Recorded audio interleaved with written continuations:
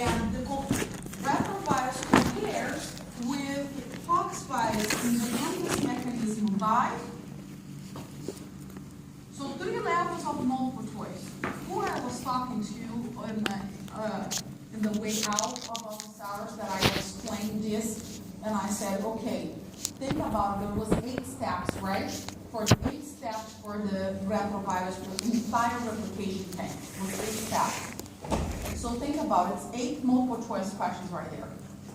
Then I have a choice of another 8 multiple choice questions in terms of how it modulates the cell, step by step. Then I have another 8, so 32 multiple choice questions. 8 on the material, 8 on how to modulate, and 8 on how to compare with the other virus. I'm telling you how I am writing the exam. So it's up to you to do the same at home. Okay? The exam is going to be 60 questions. I'm calling 50 out of 60. After that, because I put 14 points, because the average was 58.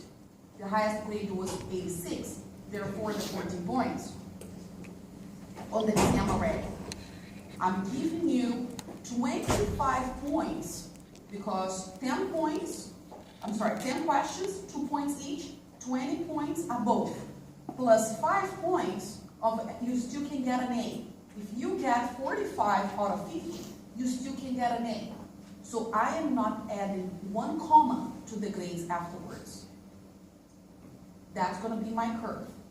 Don't ask, don't email, I will not answer. Okay, so I'm already warning you. There was already 14 points in curve. There are going to be 25 points at. Or actually 20 points at. You can get it wrong 10, 15 questions and you still get an A on a 5. And you have points for participation. You have 50 points of participation. All right. Hepatinovirus. So hepatinovirus is a very strange virus, like I was saying in the beginning, because it doesn't fall in any of the 6 categories. It's its own thing. It's a small, it's a compact genome. It's related to retrovirus, but it's not a retrovirus because it's partially double-stranded DNA.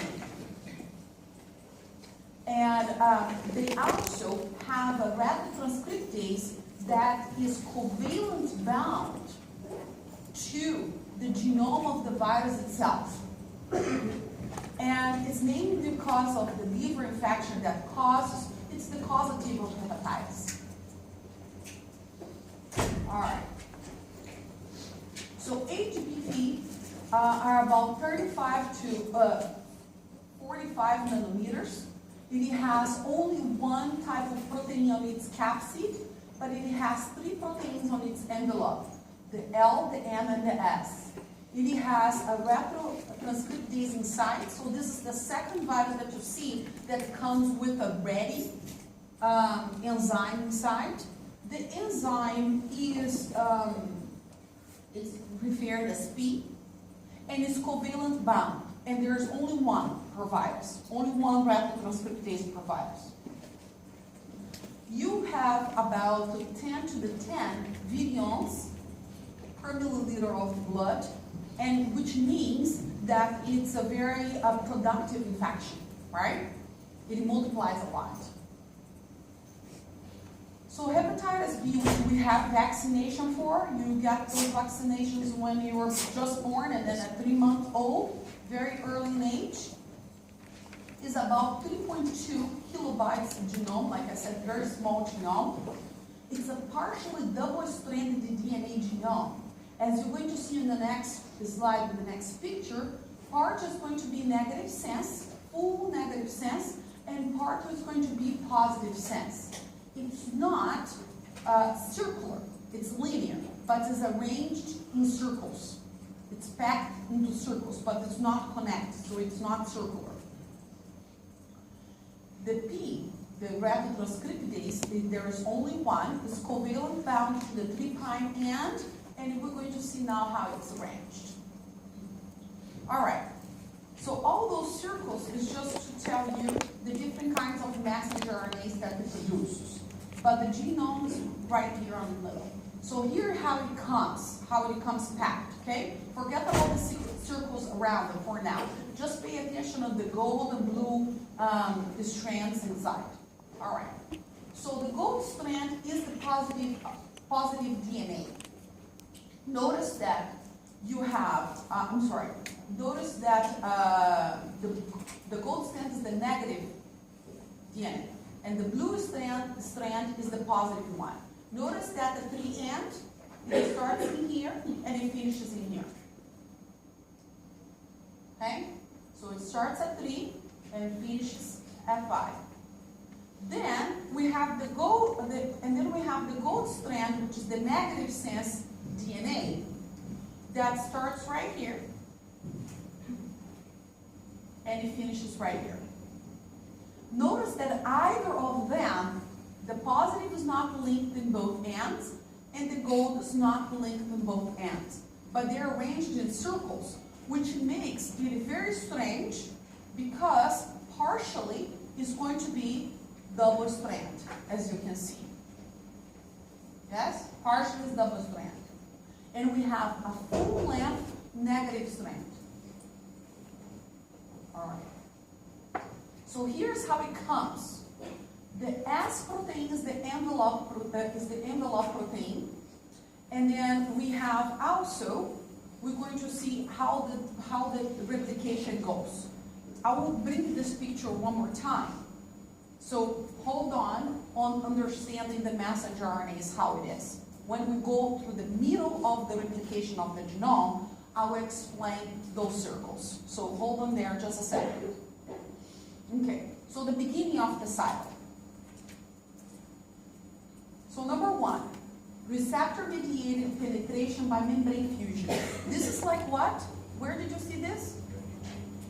Retrovirus, right? So here's the multiple choice for you. How poxvirus enters? Endocytosis? Yes? So, then number 2, partially double-stranded DNA is completed. So we have to have a completion of this genome. This partially double-stranded DNA would be caught by the cell immediately. Right?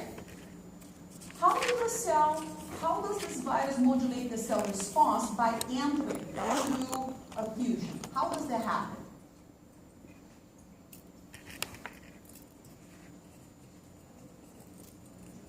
Have specific receptors. How is that advantageous for the virus?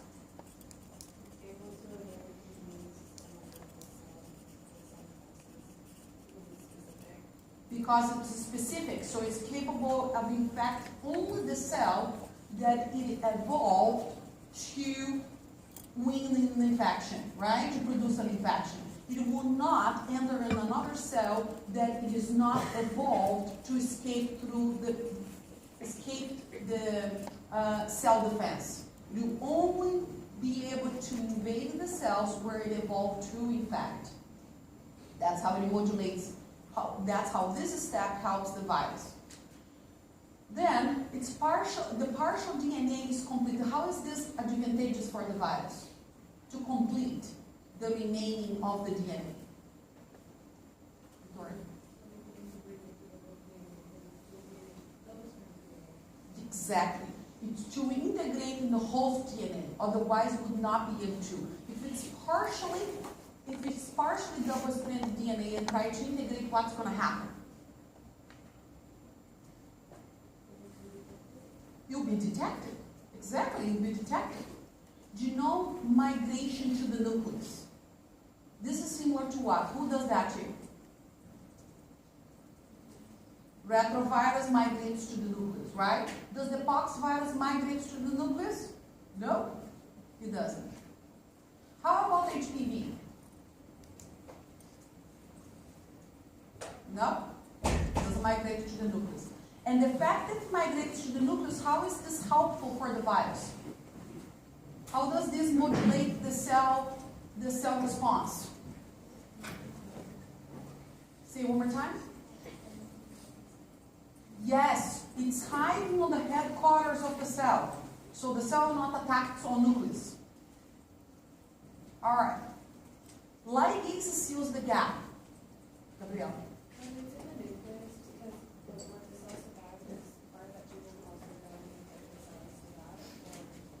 I can't hear you. No, sorry.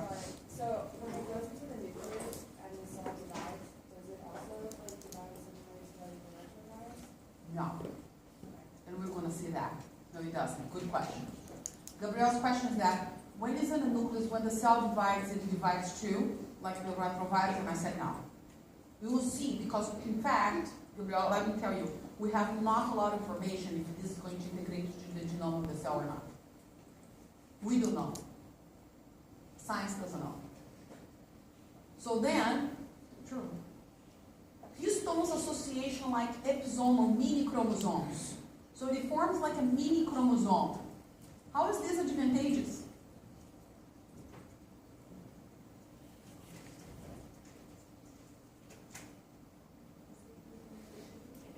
Further healing, right? If it's wrapped around histones, then it's not accessible.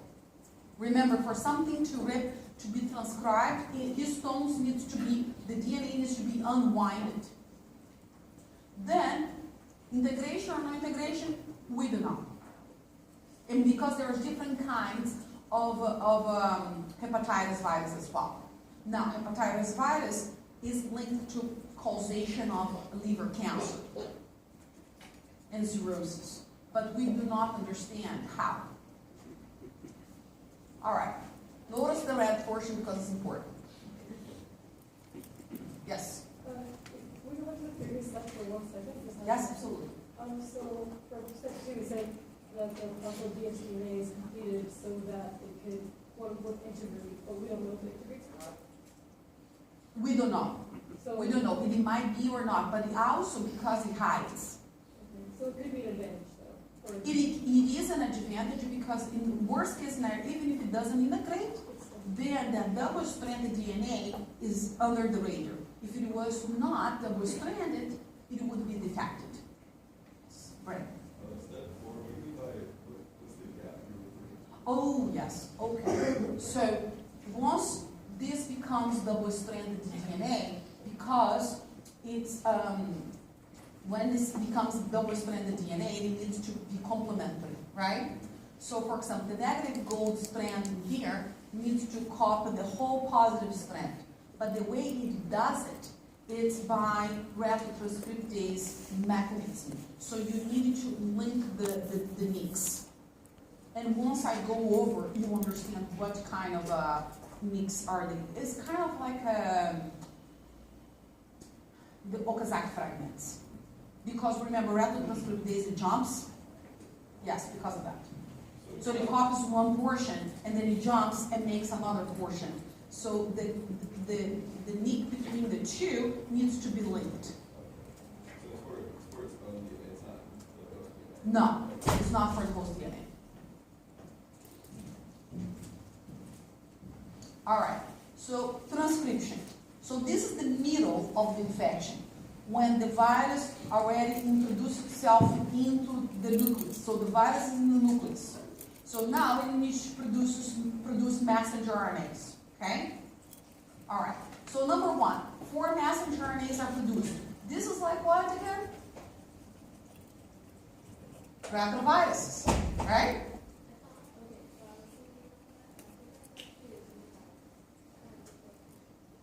It has 4 pre-messenger RNAs too. Both of them does. So it's like the adenovirus is like the retrovirus. We have 4 messenger RNAs, but good remembering that the fact that adenovirus had 4 pre-messenger RNAs, right? That are cleaved in alternative splicing, and then are red. Remember that? Are red alternative too. Distinctive 5' hands, but the same termination of poly-A site. So it will start in different 5'. It will make different 5' on the messenger RNAs. Then the complementary messenger RNA, and I will explain what do I mean by complementary messenger RNA in a bit. It's longer than the genome because you have to add the poly A tail. So it's longer than the genome itself, with repeated sequences at both ends and precursor to the virion DNA. So in order to make the DNA that's going to be packaged inside of the capsid, it needs to make a messenger RNA first. And that messenger RNA needs to be full length, right? Otherwise, you cannot make a full length DNA, negative strand DNA. And that messenger RNA that's full length is referred as complementary messenger RNA. I'll show you in the picture and it'll become a little bit more clear. Also codes for core protein P, which is the retrotranscriptase, right? And internal translation initiator. P protein reverse transcribes to make cDNA, and protein acts as a primer. I'll show you how. The picture is coming. Then the replication cycle, the late stage. So now we made the full-length messenger RNA. Now from this full-length messenger RNA, we're going to make the DNA, the negative strand DNA, so we can make the partial positive stranded DNA to package inside of the capsid. So again, one more time. We're making full-length, let me show you. We're making full-length messenger RNA. We're making full-length one. And then from this full-length messenger RNA, C messenger RNA, 3.4 kilobytes messenger RNA. Remember, the virus is only 3.2 kilobytes because we have U regions in here. That's how it will come to be 3.4. We'll do full-length pre-messenger RNA, right?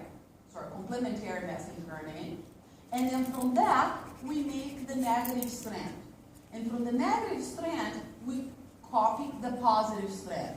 Then we're ready to package this thing inside of a capsid and leave the cell.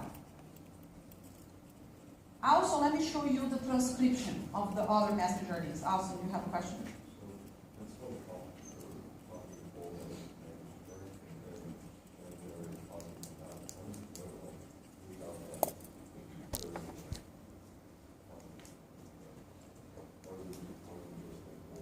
Circle? What do you mean, like linked? Uh-huh.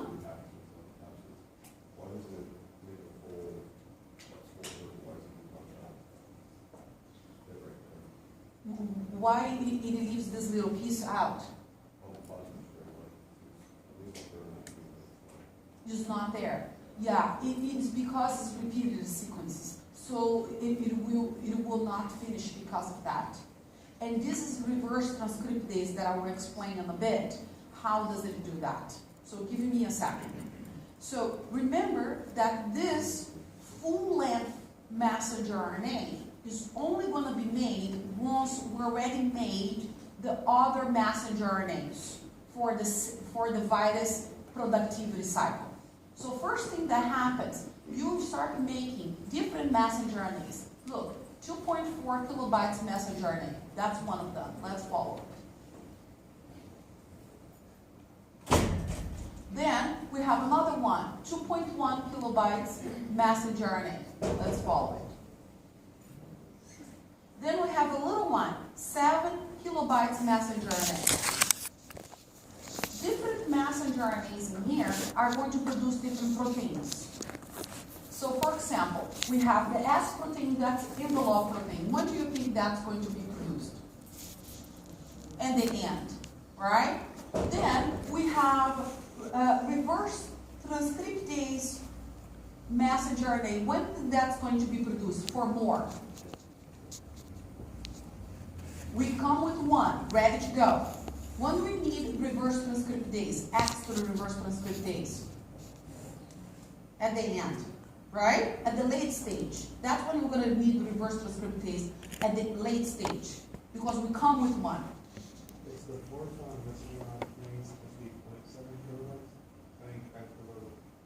Here? That's 7 kilobytes. Yeah. But if the genus only 3.2 kilobases, how is this? Oh, it's 0.7, I think. Yeah, it's 0.7. It's probably good thinking. That's a good review for the book. And then, what else? We have X protein. This is the core protein. When do you need core protein? When do you need to produce that? At the end. And that's the 0.7 kilobase pairs of messenger RNA. And then we have core, right? So different messenger RNAs are going to be produced in different times. To begin with, the cell comes with what it needs. Correct? Okay. All right. So the late stage envelope protein from 2 messenger RNAs are produced. Brandon, please. No problem. Proteins created, are they all late-stage proteins? They're all late-stage proteins. And why is that? It comes with what it needs, right? It comes with the reverse transcriptase. It partially unfolds. When it enters the cell, it goes to the nucleus and it has what it needs. This transcription also is done how? How is this transcription done? Does this virus have a messenger RNA to produce RNA polymerase II?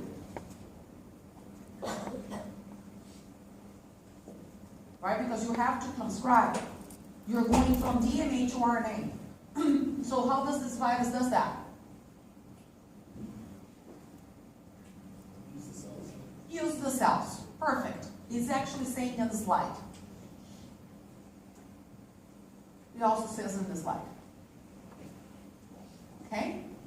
All right. Uses the cell.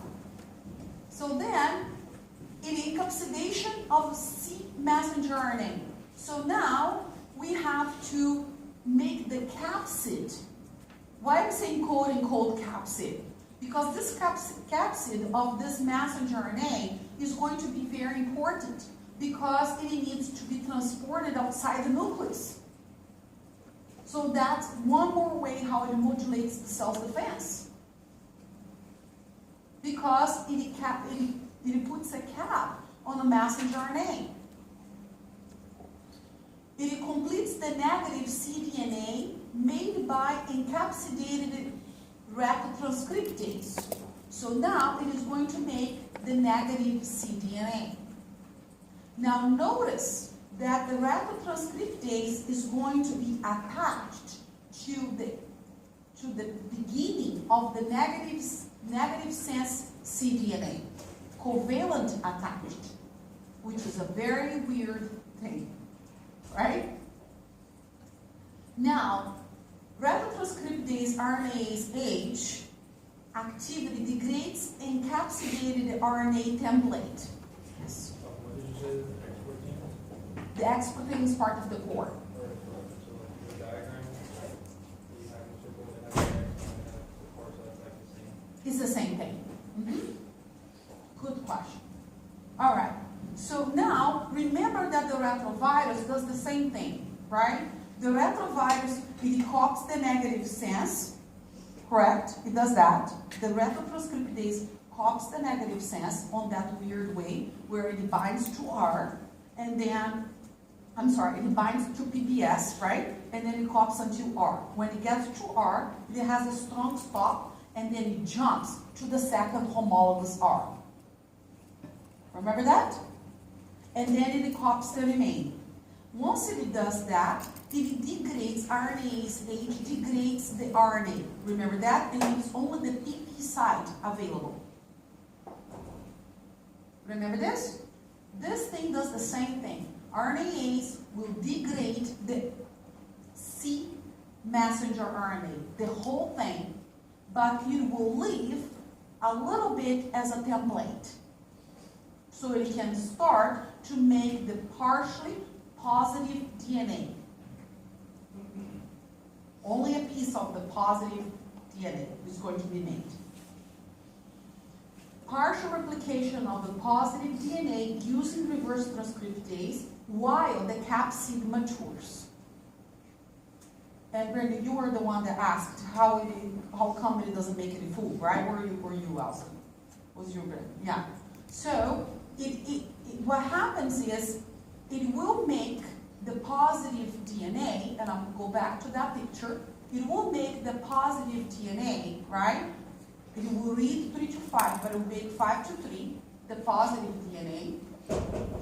But it will stop because the capsid on the negative side matured. That's the signal to stop. That's why it makes only partially positive. So it makes a full negative and a partially positive.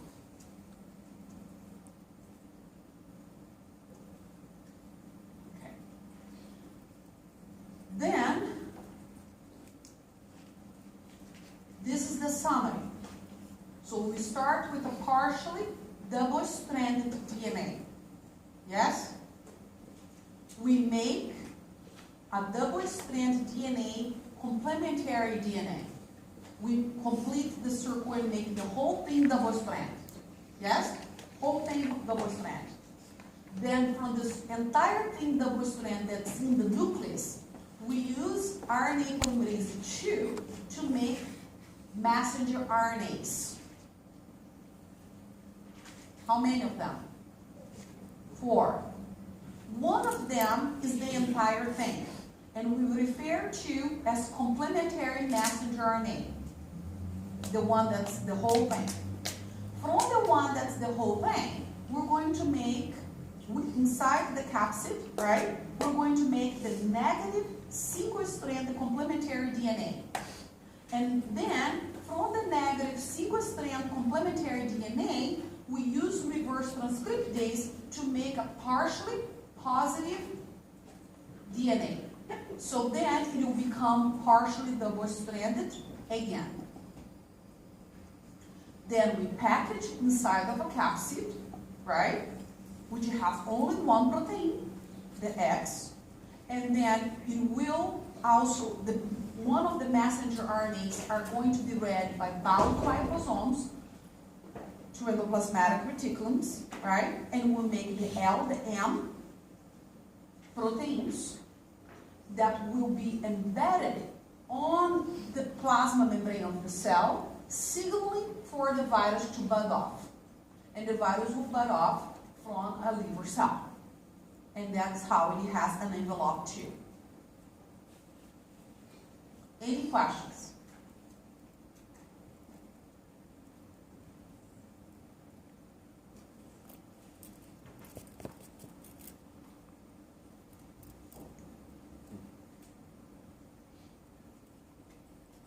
No? Understood everything? No? Good job. Okay. One more time, with directions. One more time. This time we're starting with the virus in the nucleus, okay? The virus in the nucleus is double-stranded complete. It makes a 5 to 3 positive RNA. The whole thing. This is the complementary RNA, complementary messenger RNA. Then the complementary messenger RNA serves as a template to make the whole complementary negative strand DNA. Since it's reverse transcriptase, remember it starts on the weird places. It will start right here, on the PBS site, the protein binding site. Then it will make 5 to 3, even though it's reading 3 to 5, until it gets to a R sequence, exactly like the retroviruses. Once it gets to the R sequence, it jumps to another homologous R sequence. Remember, when reverse transcriptase jumps, it jumps with everything, right? It jumps with the transfer RNA, with the complementary little piece that it made, with everything. It jumps to the other side. And then it completes. And now, when it completes, you need the ligase to seal the nicks. So it seals the nicks, and now we have a complete negative cDNA. Notice that in the retrovirus, we do this in the beginning of the infection. But in this hepatitis virus, we do this at the end of the infection. Do you see? We are using retrotranscriptase at the end of the infection. While the retrovirus, because the genome comes as an RNA, we use at the beginning to make out of it DNA. Now this thing, the genome already comes as a DNA. We transform it to RNA, then we go back to DNA. Do you see the difference? Yes? Any questions on this point? Yes? Are there any, is there any exponential application that you're looking at intermediates? Good question. No exponential replication in neither. Up to now, on all the RNA viruses, we have solved this exponential replication situations. Here, there's no such a thing. In the retrovirus, no exponential replication. Good, multiple choice. So now, after we make the negative sense cDNA, we degrade the template of the RNA, like we're doing with the retrovirus. See? We degrade almost the entire thing. We degrade almost the entire thing. The only thing we leave is a little tiny piece right here, the PP site, right? And then we use the PP site to start copying the positive partially cDNA.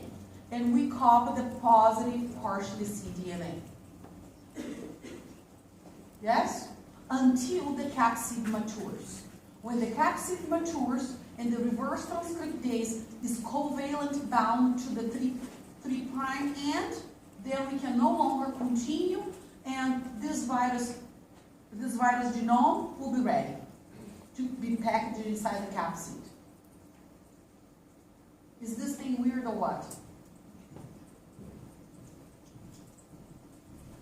All right. So the cytopathology of it. So it's liver tropic, so it will infect the cells of the liver. And patients infected with hepatitis will have jaundice. They'll look kind of yellow.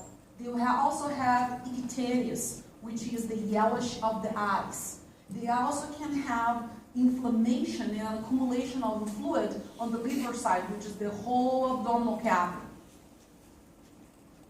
Persistent infection, particularly in children and infants. Why is that? Why the infection is hard to clear? Immune system is not mature yet. Usually adults can clear the virus, although some permanent damage in the liver. Liver is wonderful. Liver recover.